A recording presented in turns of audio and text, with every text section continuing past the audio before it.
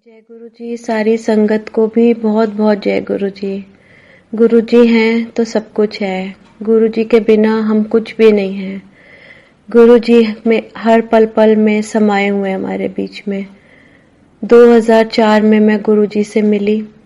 मुझे गुरु जी ने बुलाया, मैं वहां गई बड़े मंदिर। उस दिन शिवरात्रि का दिन था। शिवरात्रि के दिन पे जब हम पहुंचे उस समय संगत बहुत कम होती थी।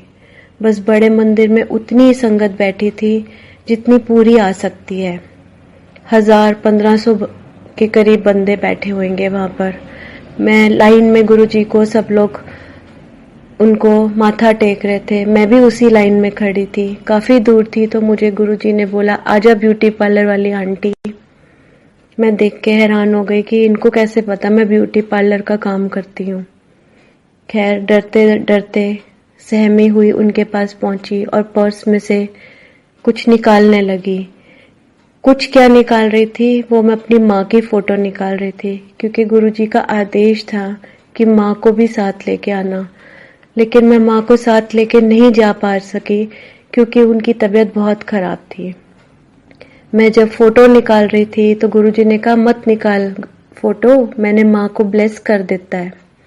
मैं गुरुजी को देखती रह गई। इतने सुंदर गुरुजी, कभी सोचा भी नहीं था कि गुरुजी भी ऐसे होते हैं। मन में छवि एक ऐसी बैठी हुई थी कि गुरुजी कोई चोले में होंगे, भगवे चोले में, लेकिन वो उस दिन काले चोले में, इतने सुंदर, ऊपर रूबीज, एमरल्ड और तरह तरह के क्या क्या लगा हुआ। मैं तो देखती रह गई उनको और मैं यही सोचती रह गई कि ये गुरुजी हैं, पता नहीं क्या है। वहां पे लंगर प्रसाद किया। लंगर प्रसाद का तरीका देख के थोड़ा सा अजीब लगा। एक ही थाली के अंदर 4 लोगों को खाना पड़ा। जो सामने बैठ गया उसके साथ शेयर करना पड़ा। हम 4 लोग थे। हम 2 एक तरफ थे एक थाली में और 2 एक दूसरी थाली के अंदर गए। खैर लंगर करने के बाद घर आए। पूरे रास्ते में यही सोचती आई, बस गुरु जी के बारे में ही सोचती आई। मुझे कुछ समझ नहीं आ रहा था और एक अजीब सी फ्रेग्रेंस कार में थी। समझ नहीं आ रही थी ये फ्रेग्रेंस कैसी है। मैं तो कोई फूल नहीं लाई थी अपने साथ, कुछ नहीं लाई थी, लेकिन कुछ फ्रेग्रेंस थी। घर पहुंची, सोने लगी। रात के 2 बज गए सोचते सोचते। नींद नहीं आ रही थी। 3 बजे के आसपास मेरे पास उस टाइम लैब्राडोर था, डॉग था। वो मुझे बार बार उठाए। मैं उसको बोलूं, हट, मुझे सोने दे। 4 बजे उसने उधम मचा दिया और बोले, मेरे को बाहर ले चलो। मैंने दरवाजा खोला। बाहर ड्राइववे में जब मैं बाहर निकली तो उस टाइम मेरे पास मारुति 800 कार थी। वो डॉग जो था मेरा, वो डमडम उसका नाम, वो खिड़की के ऊपर अपने पंजों से ऐसे ऐसे करने लगा। तो मैंने पीछे देखा तो कार के अंदर गुरुजी बैठे हुए। मैं देख के डर गई और हैरान हुई कि गेट पे तो मैंने ताला लगाया हुआ है, तो गुरुजी अंदर कैसे आ गए। उस टाइम मुझे समझ नहीं आया। मैं उनको एक इंसान रूप समझती थी। मुझे नहीं मालूम था कि वो तो भगवान है। वो तो कहीं पे भी कैसे भी पहुंच जाएंगे। मैंने एकदम अचानक उनसे ये बोला, गुरुजी आप अंदर कैसे आए। ये नहीं बोला कि थैंक यू गुरुजी आप मेरे घर पे आए हो।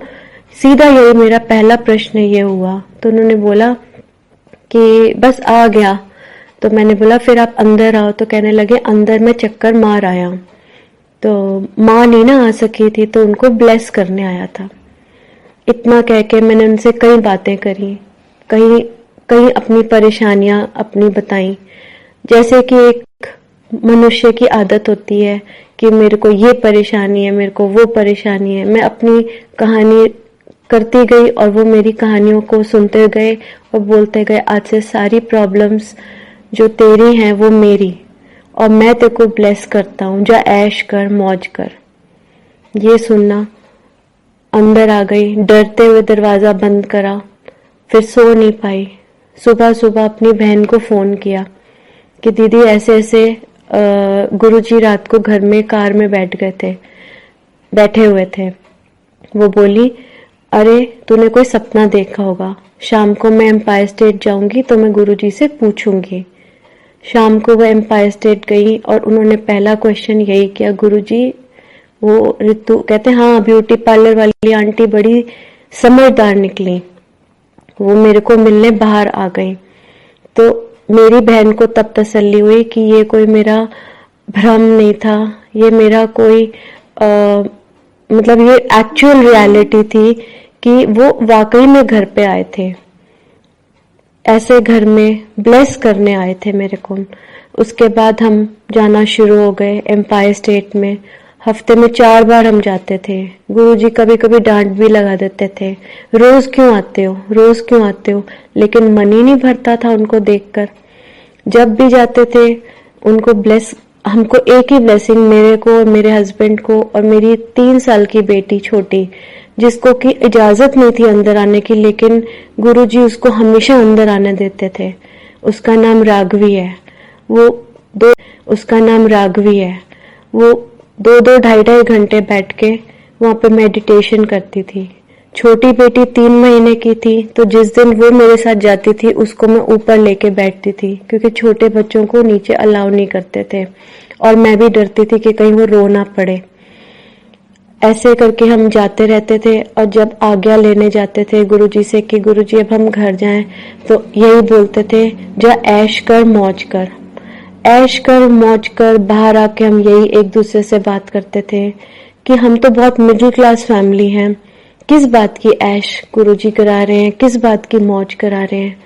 लेकिन ये बात पक्की है कि गुरुजी के जो भी फॉलोअर्स बने हैं और जो भी उनके ग्रुप में शामिल हुए हैं, वो ऐश ही करते हैं और नो लुकिंग बैक।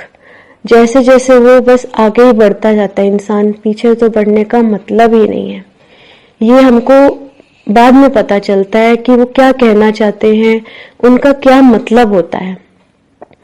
2007 में मेरे हस्बैंड का बहुत बड़ा एक्सीडेंट हुआ। वो रात को मानेसर से आ रहे थे और ट्रेलर एक लोहे का खड़ा था। उस टाइम मेट्रो की कंस्ट्रक्शन चल रही थी निर्माण विहार पे।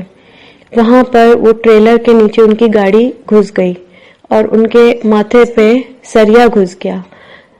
ऐसा हुआ, मैं वहां पर जब लेने गई, MRI जब कराई, तो ये पता चला कि सर के 5 टुकड़े हो गए और डॉक्टरों ने जवाब दे दिया।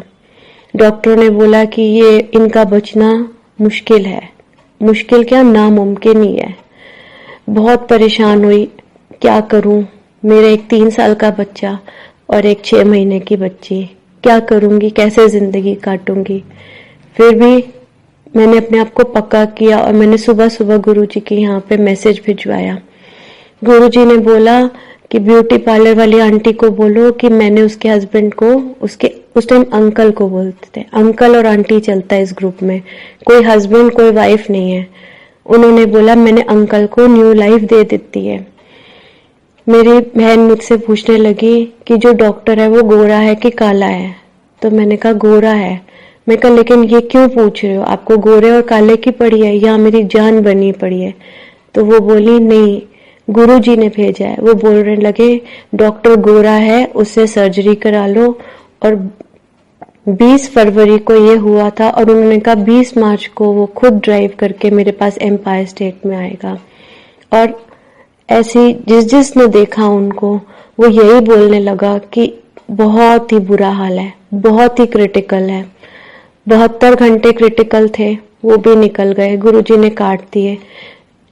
20 मार्च को हम लोग गए और मेरे हस्बैंड गाड़ी चला के खुद गए। ये एक बहुत बड़ी ब्लेसिंग है। तब समझ में आया ऐश कर मौज करने का क्या मतलब है। जब जिंदगी है तो ऐश है, जब जिंदगी ही नहीं है तो ऐश किस बात की। ऐश और मौज तो वहीं से शुरू हो गई। अब जो दुख भगवान ने हमें दिए हैं वो तो हमें काटने ही हैं, लेकिन ये है कि गुरुजी जैसे बारिश में छतरी का काम करते हैं, ऐसे गुरुजी ने हमेशा हमको छतरी के रूप में संभाला, हमारा ध्यान रखा। मेरे बच्चों को भी ब्लेस किया, मेरी माँ को भी ब्लेस किया और ऐसे ही गाड़ी चलती गई। कहीं और भी लोग हैं मैं जिनको जानती हूँ। एक मेरे कजन है, उसके बेटे को डॉक्टरों ने कह दिया था कि इसका कोई इलाज नहीं है, उसको लिवर में कैंसर है, उसका लिवर ट्रांसप्लांटेशन होना था। 1 साल से BL कपूर हॉस्पिटल में एडमिट था और अब उसको मेदांता में ले जाना था। पिछले साल 16 अगस्त को उसकी वहाँ पर मेदांता में चेकअप होने थे। 15 अगस्त को सब लोग गुरुजी के आश्रम पहली बार गए मंदिर। वहां पर जब गए तो वो लड़का अपने कमरे में बाथरूम तक भी चल नहीं सकता था, लेकिन उसको लेके गए।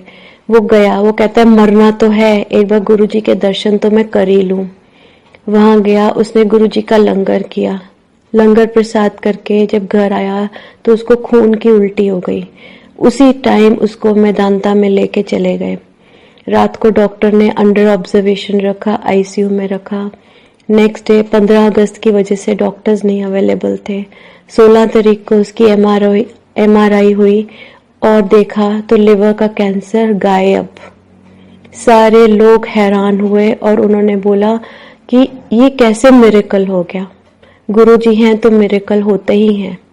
गुरुजी ने सारे मिरेकल्स ऐसे ऐसे दिखाए। और एक आंटी हैं जिनको मैं जानती